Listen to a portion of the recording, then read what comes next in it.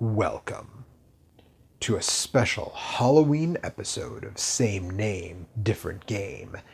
Given the premise of this show, there's only one game that's appropriate for the 2019 Halloween special. Resident Evil 2.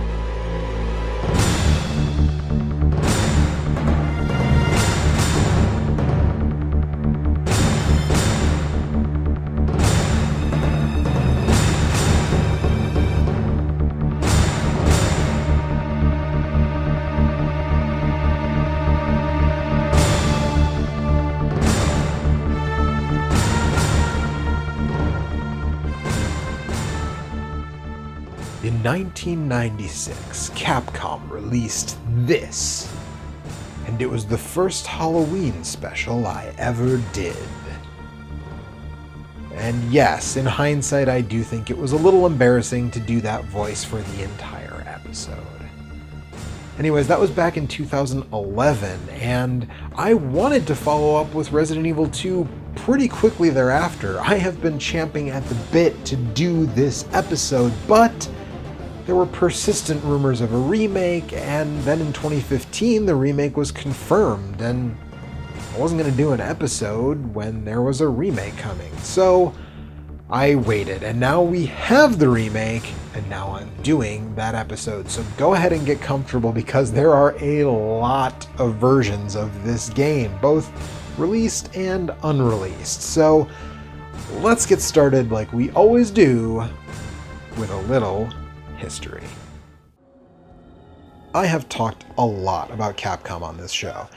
In fact, with this episode, half of the Halloween shows have been about Capcom games. But when I first covered Resident Evil, I had not yet fully settled into my format of giving a robust history lesson. So let's start at the beginning. Capcom made it pretty clear they were on board with Sony from Jump Street. In fact, despite showing quite a bit of favor to Nintendo during the third and fourth console generations, Capcom supported both of the mainstream CD systems of the era far more than the N64, releasing only 3 titles for Nintendo's cartridge-based console.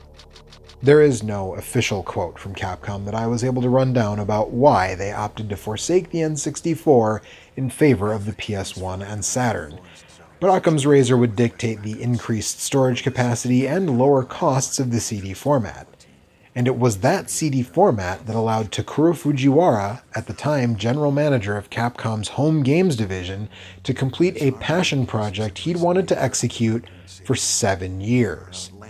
According to an excerpt from Alex Neil's forthcoming book, An Itchy Tasty History of Resident Evil, that's how long Fujiwara desired to bring a true horror experience to consoles, since he'd worked on Sweet Home for the Japanese NES. In 1995, horror games weren't out of place on PCs, and even the 3DO got a port of the ur-text of survival horror, Alone in the Dark. But the mainstream had not yet been exposed to games that were truly meant to be frightening. Games from Ghosts and Goblins to Castlevania to Doom used horror imagery, but none of them were scary. Even Arthur and his dollar store armor were well equipped to take out hordes of monsters, to say nothing of what Doom Guy was armed with. But inspired mainly by George Romero's Night of the Living Dead, "They're coming to get you, Barbara," Fujiwara and his team set out to create a game that had death around every corner, with every enemy encounter possibly putting your character in an early grave.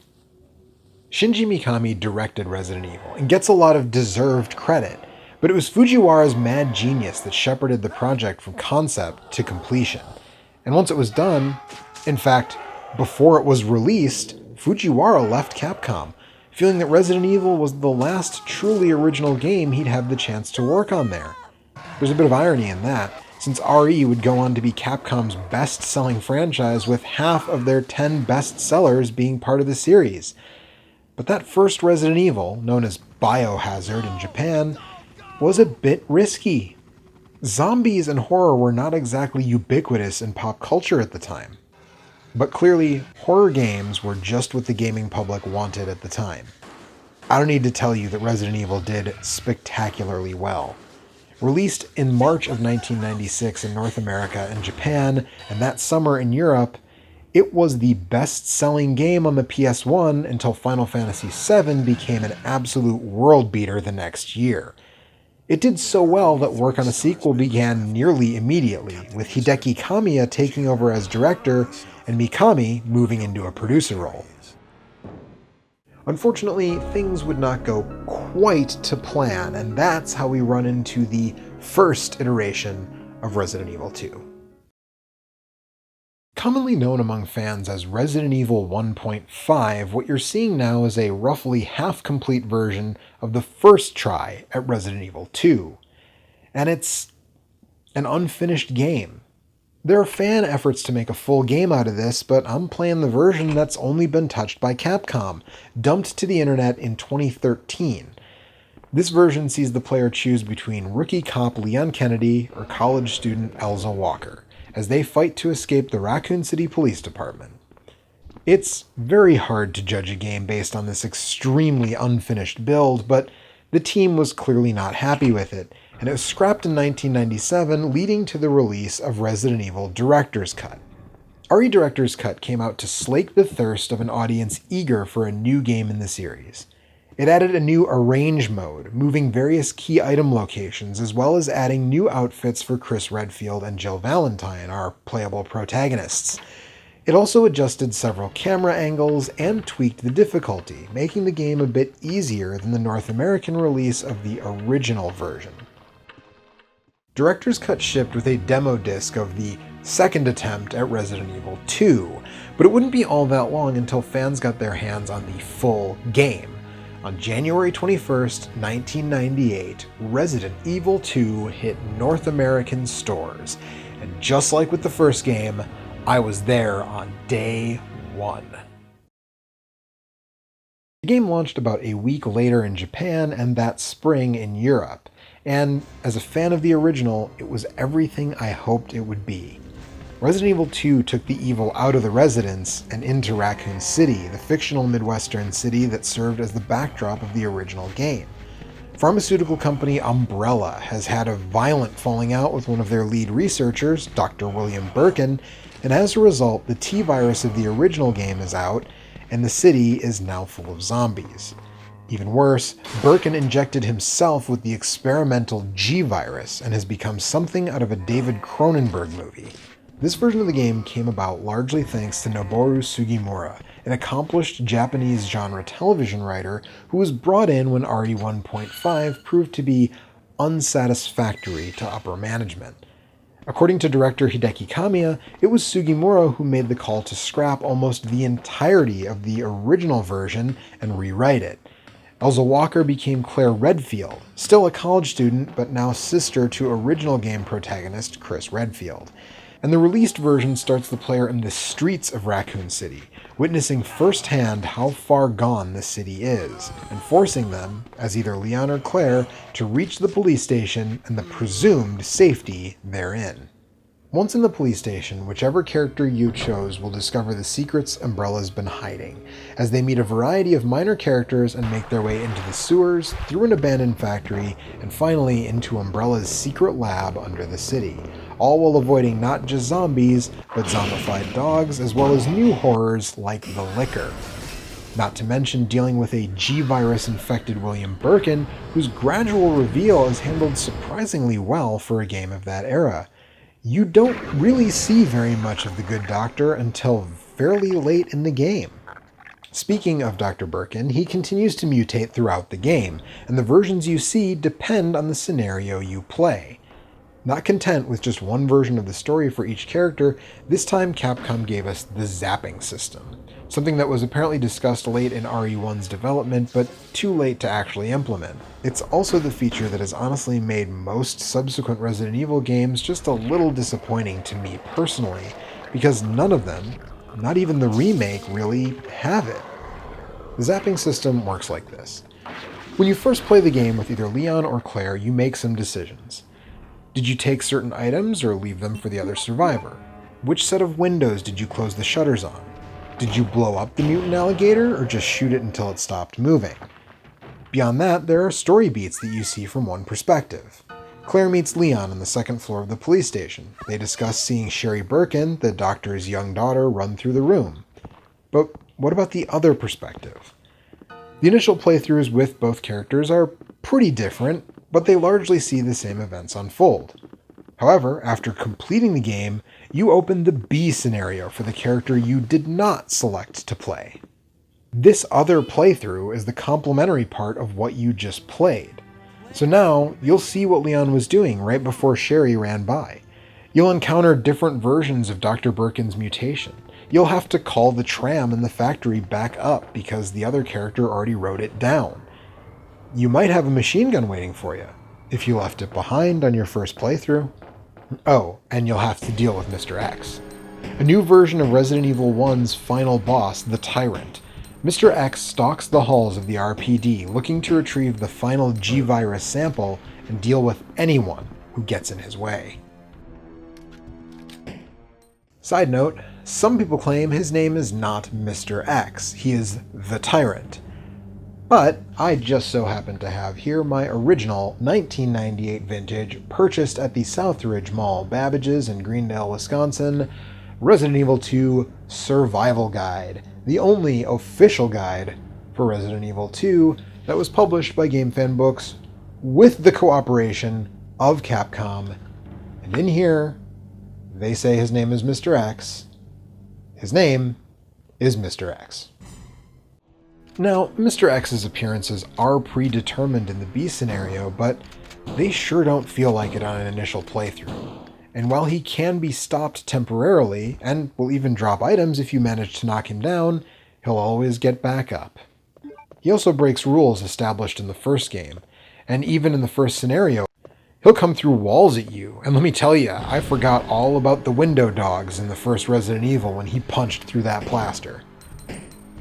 Finish that second scenario with a good rating, and you'll start unlocking bonus weapons.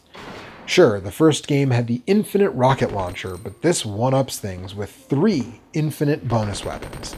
A submachine gun like the one you find in the basement of the police station, a rocket launcher similar to what you use to dispatch Mr. X in the lab, and a minigun, not found otherwise at all in the game.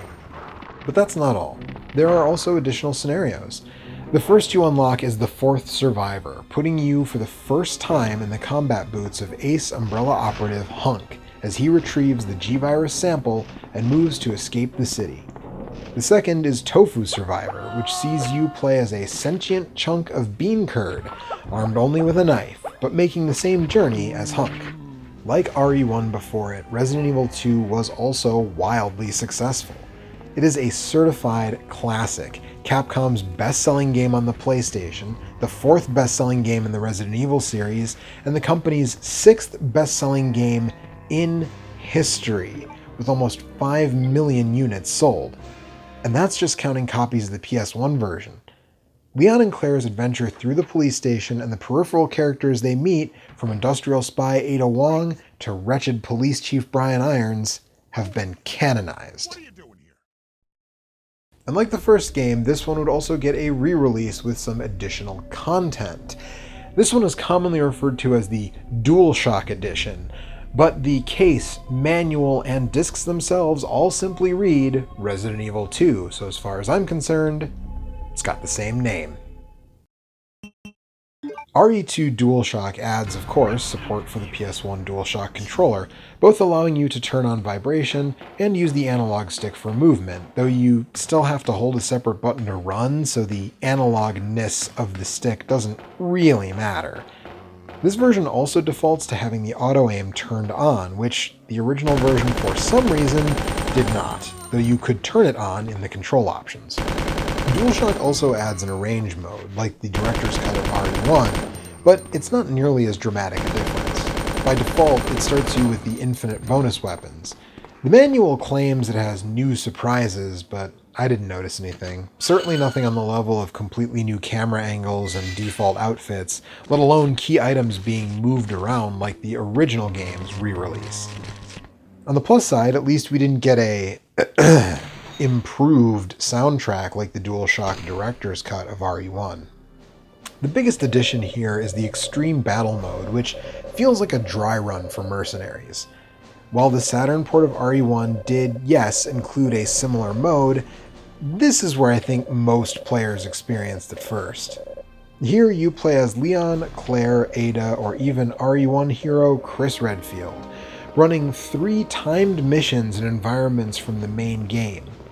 It's a nice bonus, but it isn't nearly as deep or satisfying as Resident Evil 4 or 5's mercenary modes. What's most notable about the Dualshock Edition is that it served as the template for most of the other editions going forward. Speaking of which, this game got a lot of ports, and we'll start with the PC versions, which I wasn't able to actually play because, well, they're old PC games and it's not easy to get them running.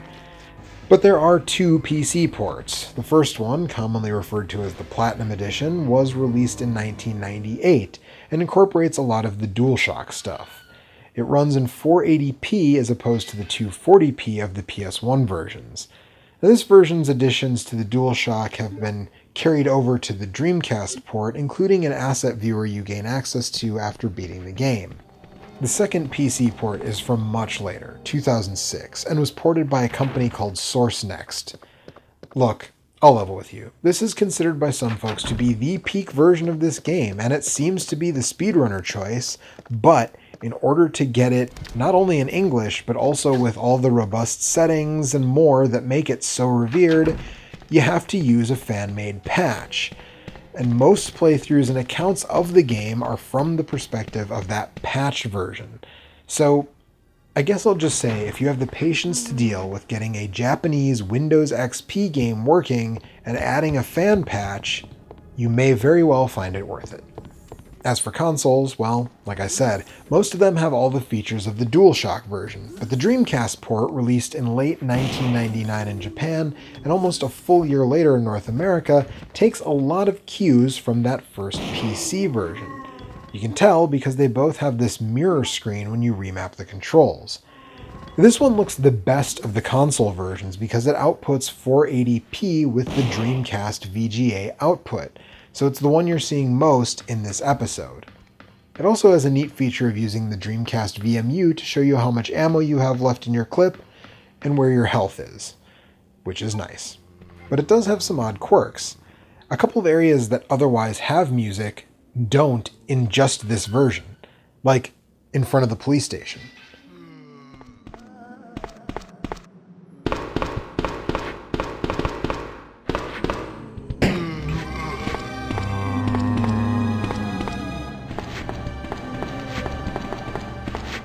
This version also removes the death scenes in all territories, despite what you might have heard. Take a look.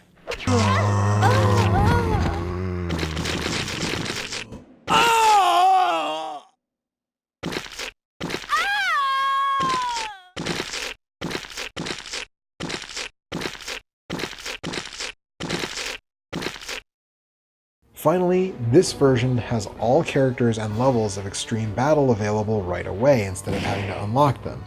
It also has the increased difficulty on Arrange mode, which you typically also have to unlock by beating the Rookie difficulty first. Next up is the Gamecube Boot, released in January of 2003, 5 years after the PS1 game in both Japan and North America. This one is similar to the DualShock version, but unlike the Dreamcast, plays in 480i, unfortunately. You can use homebrew software to force it into progressive mode, but my results personally were mixed. It also lacks the asset viewer the PC and Dreamcast versions have. This one doesn't have many differences besides that, though one of the ones it does have is pretty funny. For whatever reason, the title screen voice is different. Resident Evil 2. Resident Evil 2. A nice thing about this one is that it lets you skip in-game cutscenes. This is cool when you've played the game as many times as I have. Finally, the end credits of the B scenario show footage from various CG cutscenes behind them instead of just a black screen. And that brings us to the final console port of the original version of Resident Evil 2. And if I can sort of channel the spirit of former EGM editor and Retronauts contributor Shane Bettenhausen to introduce it, I will say that the N64 version of Resident Evil 2 is the secret best version of Resident Evil 2. This version was released in late 1999 in the US and 2000 in Japan and PAL territories, and it is not based on the Dualshock version. This one was ported from the ground up by Angel Studios, who you might now know as Rockstar San Diego. And honestly, it is a technical marvel. I have no idea how they got this game to fit on a cartridge, but I do know that I'm glad they did. Let's start with what was lost. Besides a lot of the fidelity on the sound and the cutscenes, which are pretty bad looking if I'm being honest, but they're all here. Well, almost all. There's a scene in the sewers that in most versions has an Ada version and a Claire version. But to save cart space, the Claire version plays in both scenarios here.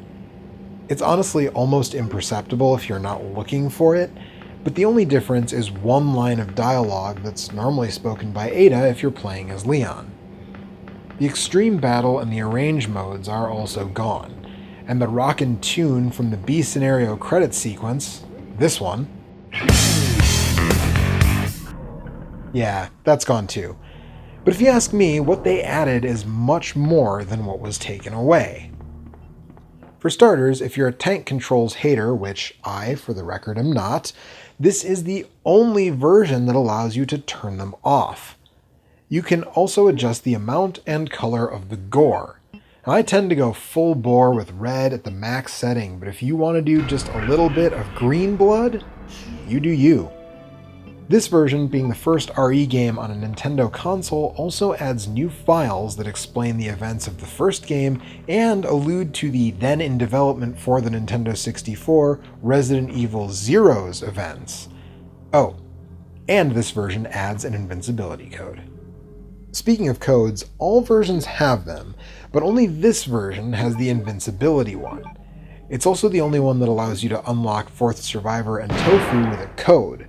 And we're getting really nitpicky here, but putting in the infinite ammo code doesn't show the infinity sign for your ammo counter like all the other versions do. This one also changes a couple of semi-random things, like the combination to the safe in the East office, and the login for the computer in the underground lab, which has changed from guest to nemesis.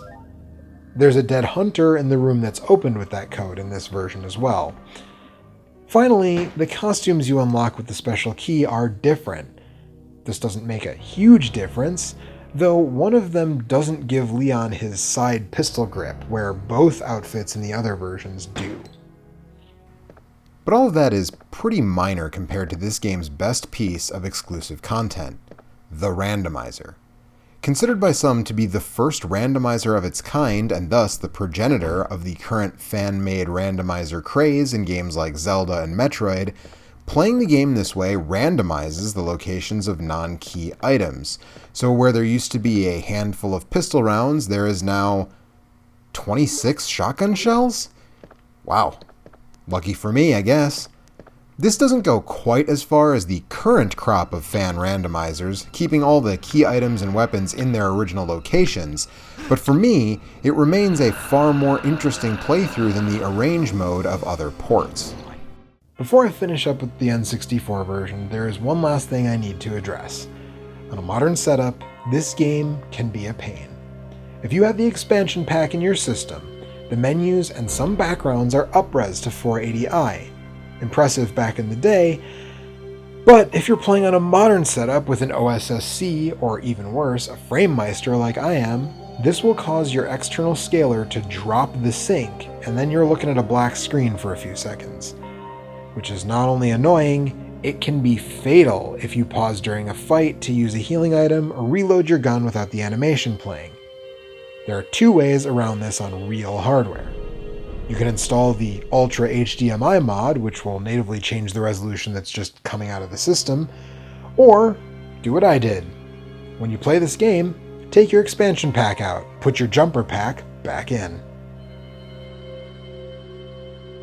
The N64 version is really great in my estimation, and I highly recommend it to any fan of this game who hasn't experienced that particular version. And you might think that this means it's time to move on to the remake, but no, not yet. I said that was the last console port. So, after these important messages, we're going to look at the portables. Backup! I need backup! A rookie cop facing unspeakable evil. There's something really wrong here. These things aren't dying.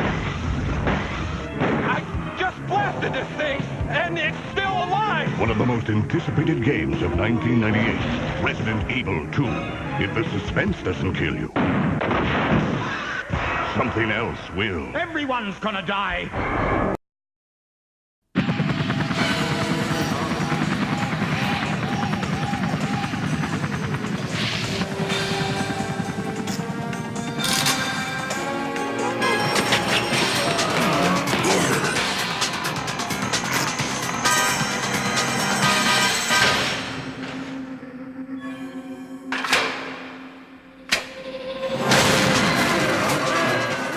Biohazard 2.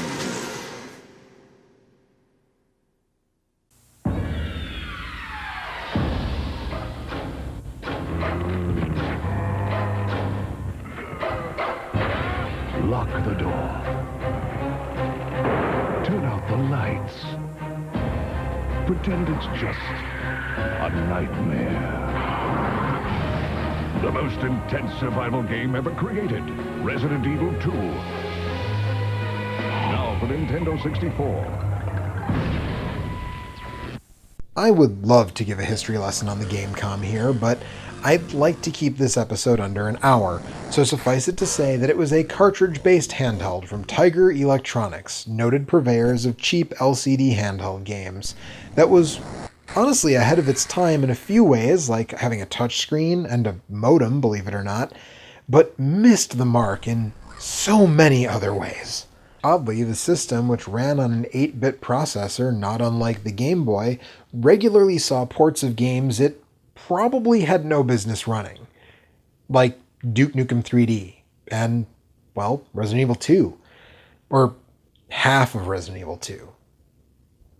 More like 25% of Resident Evil 2. Released the same year as the PS1 game, 1998, this cartridge, which, yes, I do own a new sealed copy of, despite not having an actual Gamecom system, contains only Leon's A scenario. The plan, as I'm made to understand it, was to release Claire's content on a separate cartridge, though there's not much indication of that on the game's box, and I've yet to see any kind of confirmation of that from anything like an official source, so citation needed. At any rate, the game plays quite a bit like the LCD games Tiger was known for, attempting to capture the spirit of the game, but falling short by quite a bit. This version has 3 tiers to each screen, and you can move between them at will, but bafflingly, the game maintains the tank controls of the console version. While I said I don't hate tank controls, I honestly think it's a pretty great way to handle controls in early 3D games. Here, it's utterly confounding because this is not a 3D game. It makes movement super awkward, and the controls feel constantly delayed. This is the very definition of a curio, but if you're a weirdo like me and want to add it to your collection for novelty purposes, I got my sealed copy with a little bit of crush damage for like $20. And that brings us to the second portable iteration. Well, second portable attempt, I guess. It's just a tech demo, really. Resident Evil 2 for the Game Boy Advance. It was developed by Raylight Studios using their proprietary Blue Roses engine, which pushed the limits of 3D on the GBA.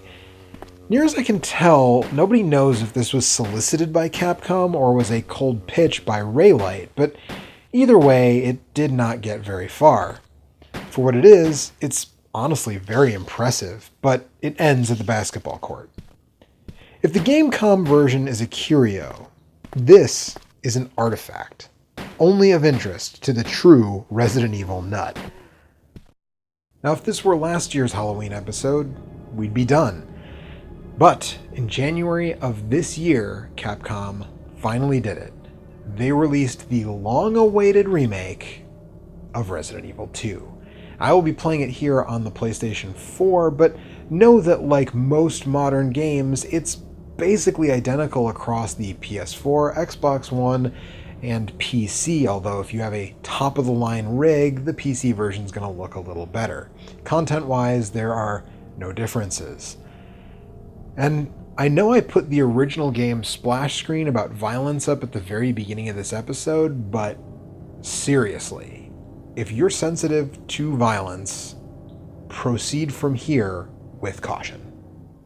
In August of 2015, Capcom producer Yoshiaki Hirabayashi was featured in a video on YouTube, proudly proclaiming that when it came to the Resident Evil 2 remake, well, you know. Fans had been waiting for this since 2002, really, when the remake of 1 came out. So does it deliver? I've played through the various scenarios enough times to get the Platinum Trophy, including S+ runs on the hardcore difficulty with both Leon and Claire, and I can tell you, yes, it delivers. This game is one of the best in the series, not only because of what it changes, but because of what it keeps the same as the original version. So let's start with that. First and foremost, the pacing of the original game is largely intact.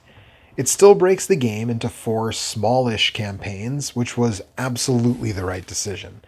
The over-the-shoulder camera from RE4 and on is here, but the game still takes its time like Resident Evil 2 did back on the PS1. This is technically an action game, but don't expect Gears of War levels of running and gunning. Importantly, the overall flow and story stay mostly the same, and I will do a spoiler section, so don't worry about that yet. But both Claire Redfield and Leon Kennedy arrive in Raccoon City on the same night in the late summer of 1998. A bad night. They're separated due to a semi-truck hitting the car they were driving, causing a huge fire. The character you choose initially makes their way through the decaying city to the front door of the RPD, where you begin to explore. This journey takes you through the Byzantine police station building, into the sewers, not through an abandoned factory, which is fine with me because it's the most boring part of the original game anyways, and into Umbrella's secret lab. Along the way, you'll still meet a variety of minor characters, from Police Officer Marvin Branagh to Police Chief Brian Irons, Sheri Burgin, Ada Wong, and more. The mutated William Birkin still roams the area, as do all the monsters you'd expect.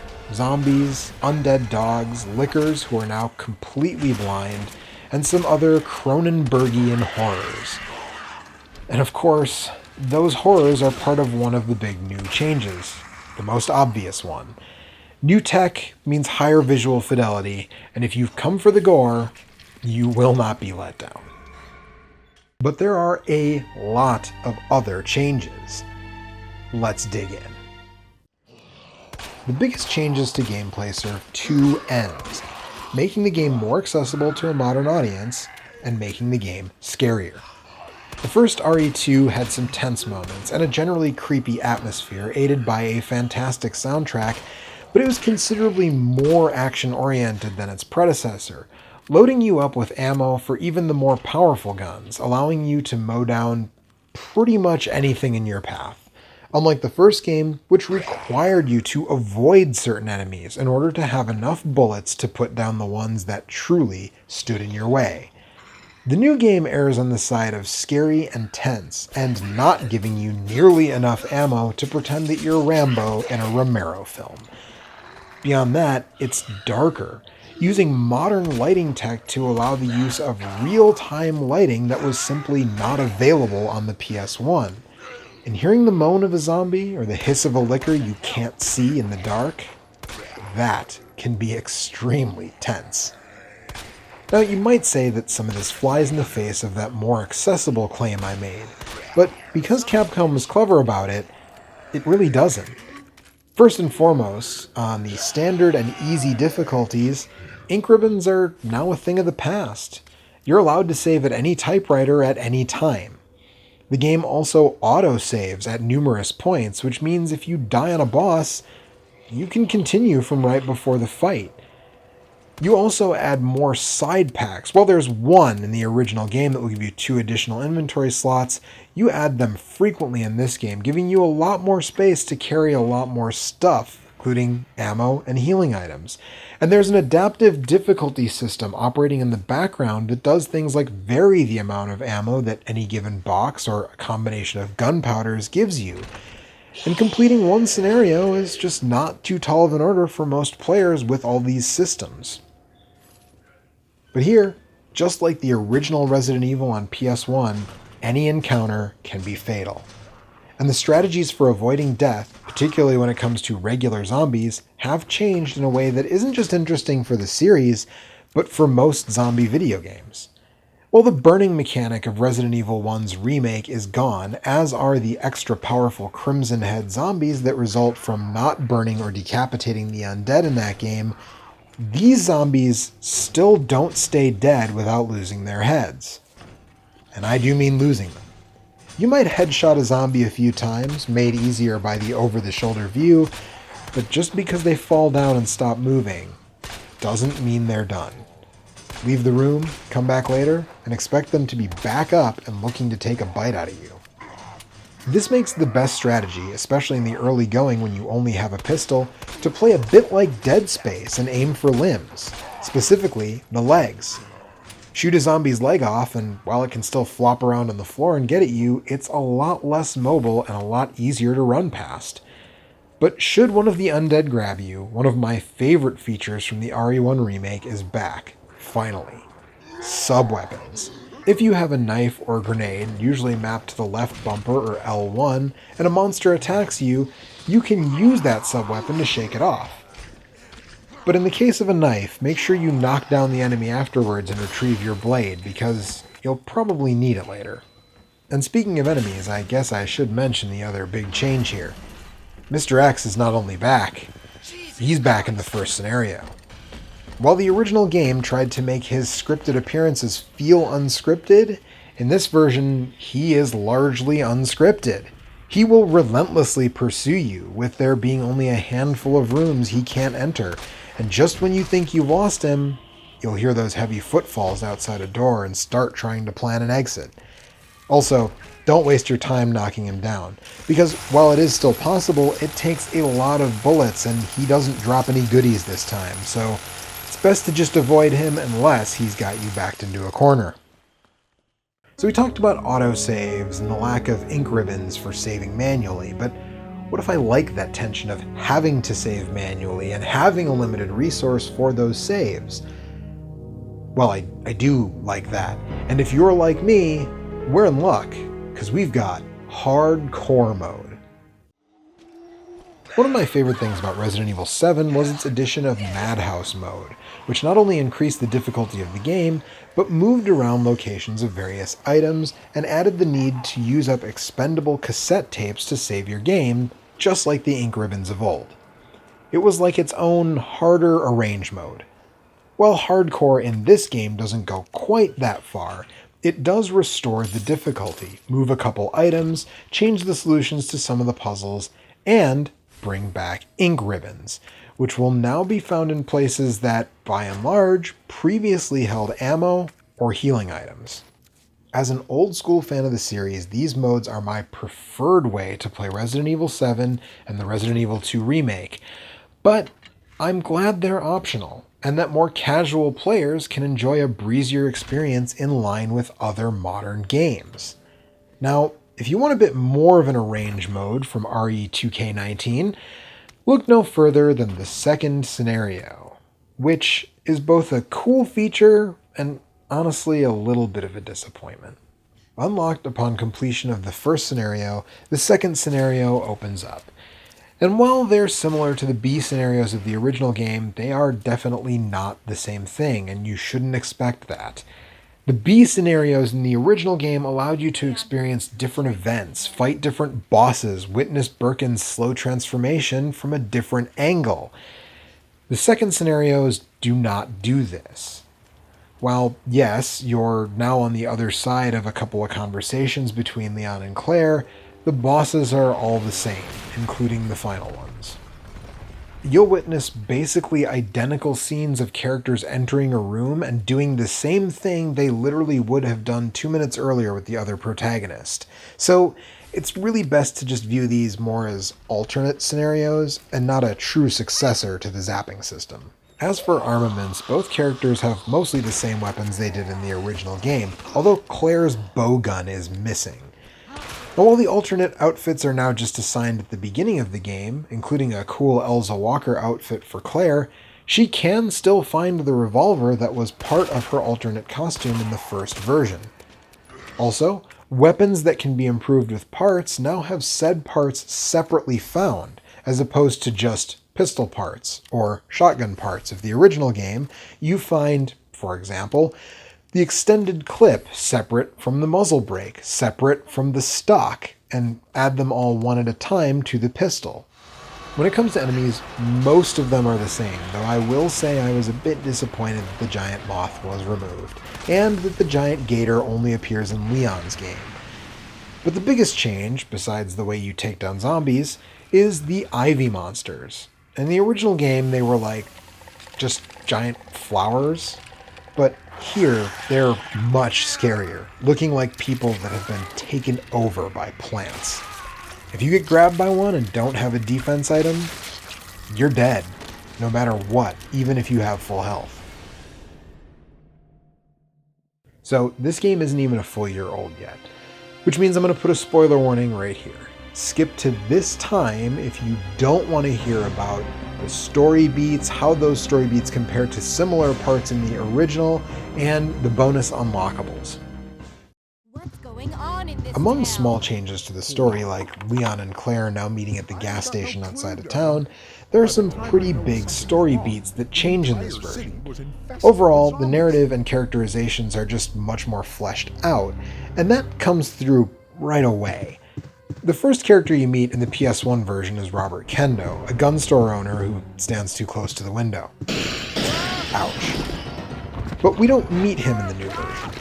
At least, not right away. The second character we meet in the original game is Lieutenant Marvin Branagh. There's a very brief conversation with him where he helps us unlock the doors in the main hall, and then locks us out of the West office. Later, when we come in via a different door, he immediately turns into a zombie. In the remake, Marvin hangs around, and in the first scenario for each character helps us navigate the police station and find our way out.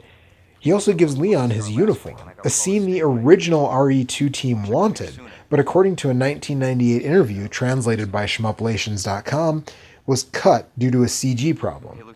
And because of all this, Marvin's inevitable turn to one of the undead feels a lot more impactful here.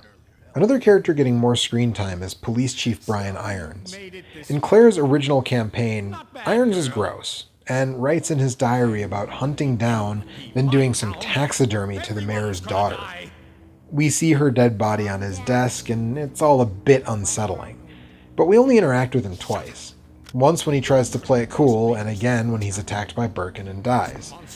In the remake, we find out that not only is he taking bribes from Umbrella and Burgin, not only is he the kind of dude who would preserve a dead girl's body for reasons, but he's also the kind of dude who would allow viral experiments to be done on orphan children. He also enunciates the word locked very well. Over now. Doors locked. But this extended presence doesn't necessarily translate to other characters. In RE2's first release, Leon encounters Ben, a reporter who has dirt on Chief Iron's dealings with Umbrella. Unfortunately, before he can do anything with the story, the outbreak begins, so he locks himself in a jail cell to avoid not just the zombies, but Dr. Burgin. It doesn't work out. Burgin gets him. But there are multiple dealings with Ben in that original game. In the remake, there's just one, and for many people like me who played that original so many times, it's a bit of a shocker. Ben is still in his cell, still has news about Irons, but he's in the cell because Irons found out. And the naive Leon refuses to let Ben out of the cell because he doesn't know about the Chief's extracurricular activities. This climaxes when, not Dr. Burgin, but Mr. X, in his first appearance of Leon's campaign, punches through a jail cell wall and crushes Ben's head in his fist. Similarly, our time spent with Robert Kendo, the gun shop owner, is very brief. It wasn't long in the first game, but here it comes much later in the story, and despite its brevity is much more tragic. His wife is already dead, his daughter is infected, and he is in rough shape. He's also smart enough not to stand too close to the window, at least. I do have to say, though, immediately after this, my favorite line of dialogue in the game comes in, when Leon says, in the most blasé and pedestrian way possible, That explains the horrible things I've seen. yeah, sounds like he's commenting on the Raccoon City football team losing a game badly. It's amazing. Anyways, when we talk about characters, we have to talk about the protagonist companions, Ada Wong and Sheri Burgin. In the original game, both of these characters are briefly playable, in the exact same spot. In the remake, they both get their own pretty lengthy segments. Sheri tries to escape the orphanage while being stalked by Irons, and Ada tracks Annette Burgin again through the sewers in a greatly extended version of the sequence from the 1998 game. I alluded to the bosses earlier, but since we're in full spoiler now, I want to mention how honestly disappointed I was that you don't see alternate versions of Burgin in the second scenarios. There are 5 Burgin forms, one appearing only in the second scenario, that final one in the train, like the original game. But of the other 4, both characters face 3 of them, while Claire alone faces the penultimate form. Meanwhile, Claire never sees the final form of Mr. X, because in her game, Burgin kills him, while Leon takes on the burning, clawed monster version. Speaking of Leon, Claire's character arc is pretty straightforward here. She plays a much more proactive role in protecting and saving Sheri than in the first release, but Leon's trusting and naive nature play a much larger role this time. He's still that rookie cop, not the cocksure one-liner spouting tough guy of Resident Evil 4. He blindly believes that Ada, this time posing as an FBI agent rather than just a woman looking for her boyfriend, is who she says she is. And while this is true in the original game as well, he never really has a moment to figure things out on his own. In that original game, she just pulls a gun on him and asks for the G-Virus sample. While in the new one, he comes to realize on his own that he doesn't trust her.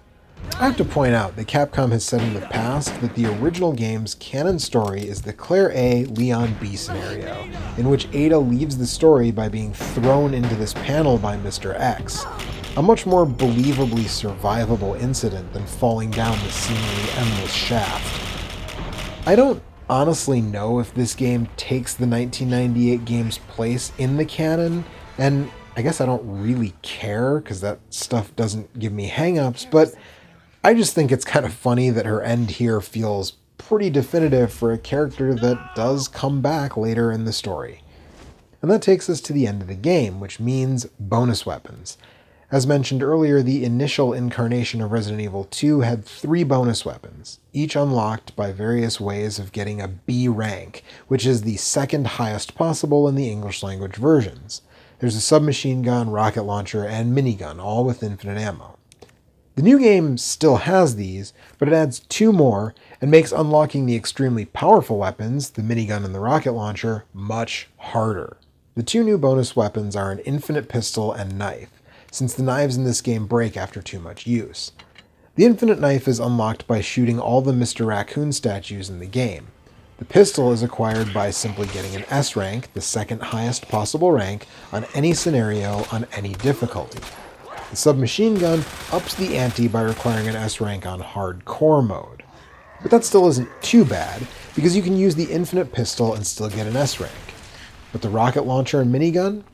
You have to beat one scenario for each character, Leon for the launcher, Claire for the minigun, on hardcore, and get an S+ rank. To get the S+, you have to meet 3 conditions. 1. Save 3 times or fewer. 2. Not use any infinite weapons besides the knife. And 3. Finish the game extremely fast. 2 hours on second scenario, 2.5 on first. Alternately, you can just pay for a $5 piece of DLC to unlock all that stuff. I mean, I wasn't going to do it, but I certainly don't begrudge you if you want to. And along with that will come the Fourth Survivor and Tofu scenarios. Largely the same as their original incarnations, Tofu now has multiple variants with increasingly ridiculous weapon loadouts. And the new game adds 4 new scenarios in The Ghost Survivors, a free DLC pack released earlier this year. These are similar to Hunk's escapades with new monsters not in the main game, playing out as what-if scenarios for some characters you see pass through the primary campaign. They're not the best thing in the world, but they're a cool addition if you just want more RE2. Wow, that was a lot of RE2. And I think that means that it is finally time for us to do like we always do, and take a look and a listen side by side.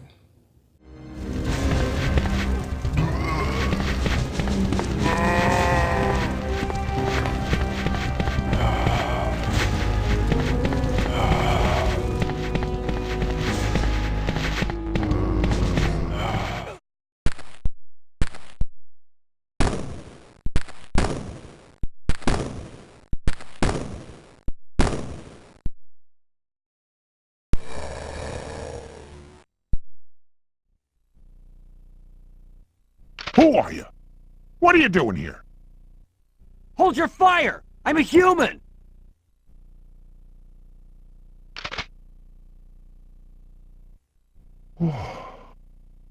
Sorry about that. I thought you were one of them. What's going on in this town? Hold on. I ain't got no clue, darling. By the time I noticed something was wrong, the entire city was infested with zombies.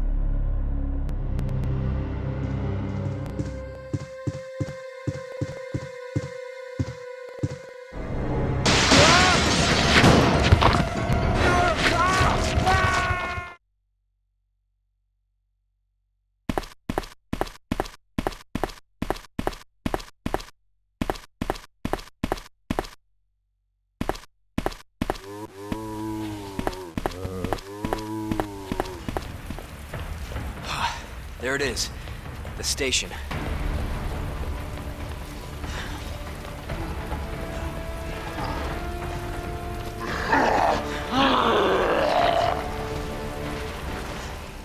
When talking about the original game, I think the Dreamcast looks and sounds best on a modern setup.